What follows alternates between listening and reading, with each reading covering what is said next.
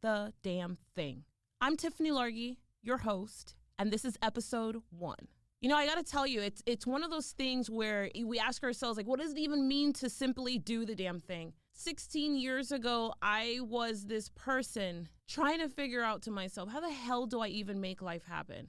I'm from Miami, Florida. Every single day seemed like it was just the end of the world. I mean, I had 2 kids, Jada and Maya are 18 months apart, and the reality is that I didn't have any answers. I'm a single mom, I'm Black, they're going to bed hungry like half of the week, and every day sucked. Every flipping day sucked. I don't want you to think that some days sucked. Like every mother effing day sucked. And what's true about that is I was going to say the word almost, but no. I literally lost my will to live. There were some days that I just prayed to die. There were some days that I tried to figure out how to die. And clearly I didn't succeed, but it didn't change the fact that my will to live was so small because I didn't feel like I was enough. I didn't have a college education. I didn't have any licenses or certifications or anything like that. I literally just had me. And it was hard because I felt like I was so far behind everyone else. And back then, I would hear this kind of cliche statement, which was think big, think big, think big. And for me, it was like, well, how the hell do you even think big? Like,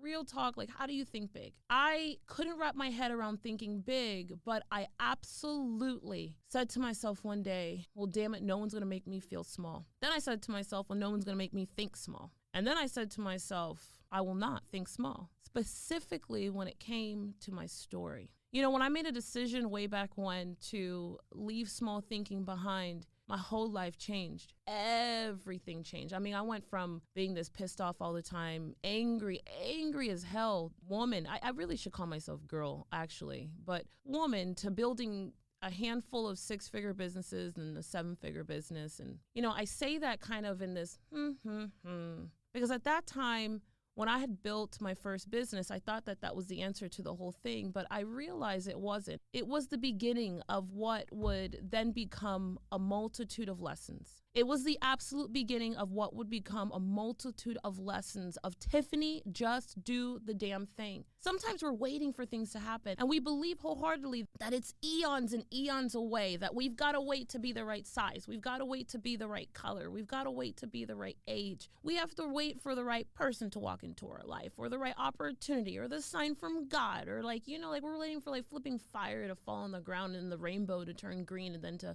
you know, find the leprechaun dancing on this thing. And the truth, like the honest to God, like the honest to Jesus truth, is that none of that shit actually takes place. That's really not how it happens. It's a decision. It's literally just a decision. It's a decision for us. It's a decision for us in which we say, am I going to do the damn thing or I'm not? Now, real talk, I am this single mom. I'm angry. I'm pissed off, but I was married. I was married for 6 years. I was married for 6 years, and I knew year 1 that I should not have been in that relationship. Like, I knew year 1 this thing wasn't going to work out.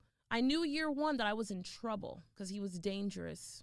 And every day was full of a dramatic episode, times like 100. And I knew year 1, but somehow I managed my butt to stay right there, year 2, year 3, year 4, year 5, year 6. And you know why? Because I allowed myself to be riddled with all these ridiculous questions, which is, well, what am I going to do without health insurance? And what is my family going to think? And then for me, real talk, it was like, what was God going to think? Because of course, at that moment in my mind, I had been told up until then that I was doomed and subject to sticking this thing out. I needed to keep praying and pray harder. And I needed my faith to be stronger. And I needed all this stuff to happen in my faith life that I either wasn't doing or I felt like I wasn't doing. And because of that, or if I did more of that, then my marriage or this relationship or this pain would go away, or it would get better, or it would be healed, or it would be saved. Little did I know that not only was that not it, but it took me years of justifying why I woke up day after day in the same scenario. It took me years to own the fact, or even just to come to the fact, honestly, that I actually had a choice in this thing. It took me a long time to figure out that I had a flipping choice. It's like, damn it, how come no one told me this shit earlier? How come no one told me that I actually had a choice? I didn't even realize that. I didn't even think about, I don't even think I thought that me having a choice would be possible, let alone that I could make it. Once I decided to do the damn thing, like once I decided, that's when everything changed. That's when I built my first business. That's when I got the courage to leave that marriage. That's when I got the courage to leave that marriage with no answers. We're always looking for the answer on the other end of the decision we have to make, right? We want the decision, we want the answer to just appear and to be beautiful and sexy and just be like, I'm here, you're okay, everything will be safe on the other side. Go ahead and take that leap. That is not, that is so not how it happens. When I say to you, just do the damn thing, I really want you to picture this. You've got to make that leap. Like, we literally have to make that leap, whether or not we know on the other end there's something to catch us. We have to make that leap, whether or not we know that there's something to catch us, whether or not we know if everything will turn out okay, whether or not we know that there's a safety net, whether or not we know that it's all going to be all right. We have to make the jump. We have to just do the damn thing. The essence of doing the damn thing is the beginning of everything that we've ever wanted. It is the beginning of owning our own power. It is the beginning of diving deep, deep, deep, deep, deep into an ocean called yes. Because for me, I'll tell you, once I made that first move to just do the damn thing, doing the damn thing became easier. My want and hunger for myself, my life, my family, my dreams became stronger. And the possibility of me actually happening became real. And it became real at that moment without me getting a degree. You know, everyone in my life was telling me, hey, if you get a degree, then you'll be something. If you get a college education, then it'll happen. And I was like, well, damn it, what if that doesn't happen? What if I never do any of that? Am I enough? Can't I just be enough as I am? Why do I have to be enough when I find a husband? Why do I have to be enough when I get X kind of a job? Will I be enough outside of those things? And the answer was yes. But I had to decide. I had to decide I was going to be enough. I had to decide to take action, but not the kind of action you think. I don't want you to think I mean taking action and making moves. I mean deciding in my heart that I was going to do the damn thing. Action comes second. The desire comes first, right along with the dreaming, and the decision is right after. Action's at the end of that. Action's at the end of that. It's not at the beginning. Because, man, once we decide that we're just going to do the damn thing, then we can jump. And we jump. Everything after that, we get to own. So, like, I want you to visualize this. So I'm in this place where I'm hands down 100%. I'm building businesses. I've left my husband. And, you know, I'd gotten to a couple $100,000 and did a lot of different things. But in that, I don't know that I was in total control. I don't even know that I was totally self-aware. I think I just learned how to hustle and make money. And because I was hungry enough, so the hustle came natural. And I was hungry enough, both spiritually, physically, mentally, emotionally. I was hungry. So I hustle money, I get to six figures, and I get to multiple six figures. Fast forward, I figured out how to start duplicating my efforts outside of myself. I hired people. I built a company. I reached seven figures. Now, our company is doing a couple $1 million, and you would think at this moment that I'm just head over heels. And I'll tell you the truth, like I'm almost, 7, 8 years from when, or maybe 9 from when we had gone to bed hungry and when I felt like life was the end of the world. And so life looks a hell of a lot better than it did then. But it didn't change the fact that there was still more. I knew that there was more. I remember walking into my office, 2012 specifically. I'm walking into my office, and at this time we have bought out a competitor. We've done an acquisition, and I have an office. I have a corner office, actually. And, you know, for me, it was a pretty big deal, not really to have a corner office, but actually just to have an office and to have other people who work with me. Because, man, up until those years, it was just me, just hustling money till forever. So I have this office. We have people working for us. And I knew that something was happening to me. As soon as I started walking into my office,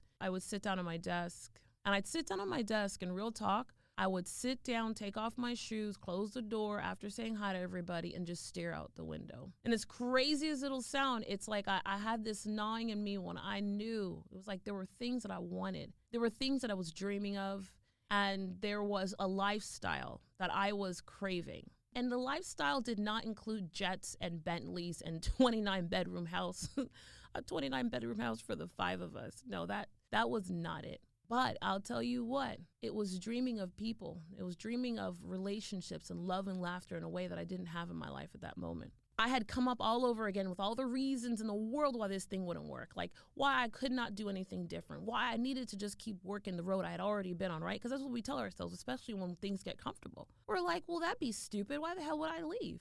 But man, oh man, I got to tell you, boy, when that notion came up where it was like, Tiffany, it's time for you to go, I came up with all the reasons why I could not do it. It was the wrong time. It was the wrong time of the year. I needed to wait until Kay to get older. I needed to wait for this to happen, right? Became the queen of excuses, as we all do. And I had reasons as to why I needed to stay and live in comfortable land, and more importantly, certainty land, because I knew how to make money here. I had been in this industry for 10 years. My business partners at this point were Xerox Corporation and Hewlett-Packard and a few others, and in the hardware and on software space. And I knew it, and I was good at it. And even if there were new things for me to learn, I could do that because I had the skill. It had allowed me to make money without a college degree. I would be nuts to try to do something different, but it didn't change the fact that I had a feeling in me. And I started thinking to myself, I'm like, you know what? This life game is just too doggone short. It's too doggone short. And not only too doggone short, but man, we only got this one life to live. And here I am about to spend the rest of my years here doing this, where I'm not really laughing and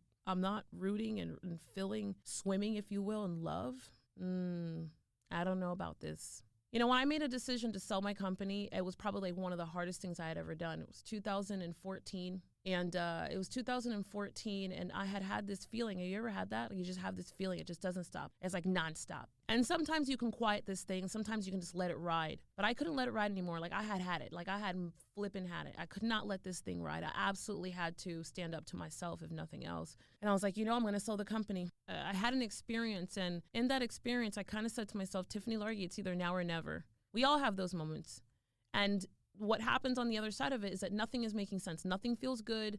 Nothing feels clear. And then we want to talk ourselves out of it. But that's what fear does. Fear creeps in and it says, no, don't do that. You need to wait. No, don't do that. You need to ... And before I knew it,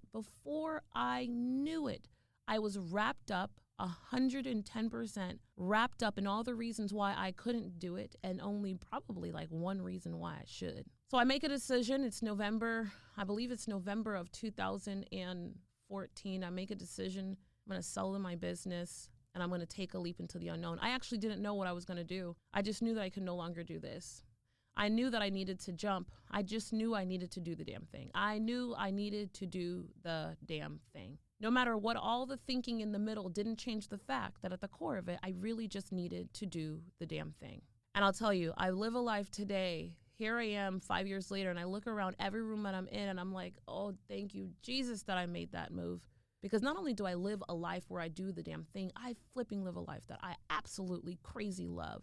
I travel every single month to somewhere amazing and new. I have love and laughter in my life on a daily basis. I hang out and spend time with people that are clients, friends, team members, and I feel like it's like I've never been surrounded with people that I adore and who adore me at this level. And I'm like, man, does life even get any better than that? It's not money that moves the needle. It's the amount of love and laughter that we have on a regular basis. That's the key. That's the thing that we're missing. That's the thing that we're constantly trying to find and duplicate and create in other things. And I'm here to tell you, after millions and millions of dollars, a lot of heartache, pain, abuse, and life in itself, sickness, children, husband, drama, whatever. I'm here to tell you, man, there is nothing bigger, better, or badder, more importantly, than these things. Number one, quantifying your success in life with the amount of true love and laughter you have on a daily basis. Two, doing the damn thing, but not just doing the damn thing daily, but doing the damn thing every single time, even the times when it's tough. Third, but definitely not least, which is what we're going to talk about next, it's owning your story, owning your mother flipping story, the good, the bad, and the ugly. I'm going to leave that for another day, but for sure, I'll tell you this, your story, everything I ever wanted on this planet, everything I ever wanted in this life, everything I wanted in success, everything I ever wanted was rooted inside of the one thing I had been running from forever, my story, the good, the bad, and the ugly. So now I say to you, hands flipping down, this is absolutely not just the first, but an important part of the journey. As you hang tight, stick with us. And as I teach you simply how to do the damn thing in your own life. Because as far as I'm concerned, until you learn how to do the damn thing, you're not quite living.